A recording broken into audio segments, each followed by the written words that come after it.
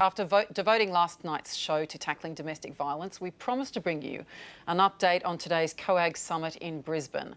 What we can tell you is the federal government did not commit any new money to the sector, but did outline how it would have spent $100 million, how it will spend $100 million contained in the May budget.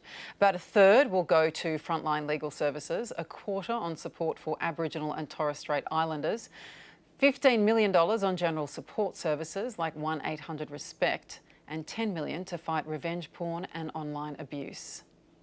We have not paid the attention to this issue that we should have in years past. That's the truth. That's why we have the National Action Plan. That's why we're addressing it now. So we are addressing it now. It is in the clearest of focus. This money is not new money, it's re-announced money. It's been re-announced twice already, and it doesn't go even a fraction of the way to replacing the more than $50 million that's been cut from legal services. Alison, if I can go to you first on this. Many people will be disappointed that there's no increase in funding, or just a discussion about how existing funding is going to be spent. What's your view about what is required in this sector now?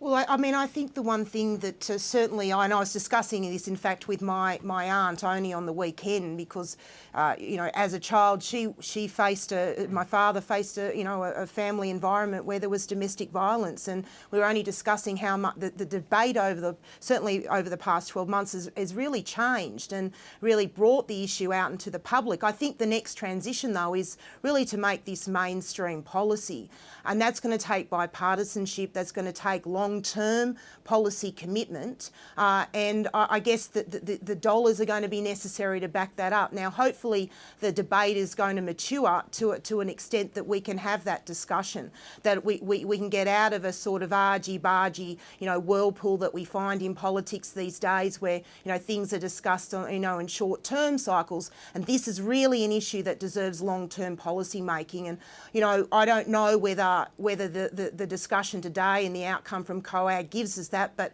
perhaps it maybe point to the possibility of it down the track. A lot of people do say that on the front line, and Maha Abdo was talking about this last night, that the problem with temporary bouts of funding is that isn't about also retention of staff, attraction, recruitment of staff, and extending the services to, for example, to exist over the weekends and in evenings when most women are at crisis. What do you think needs to be done?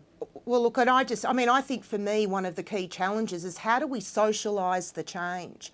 How do we build on the services that are available? And I agree that, that people in those positions offering these services, they need certainty.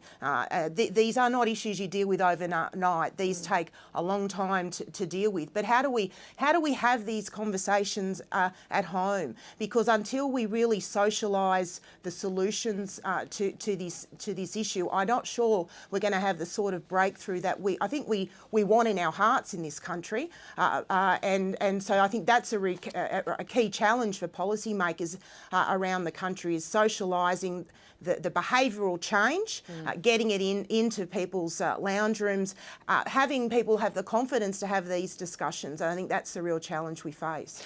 Okay, well, stay with us because you are watching The Drum.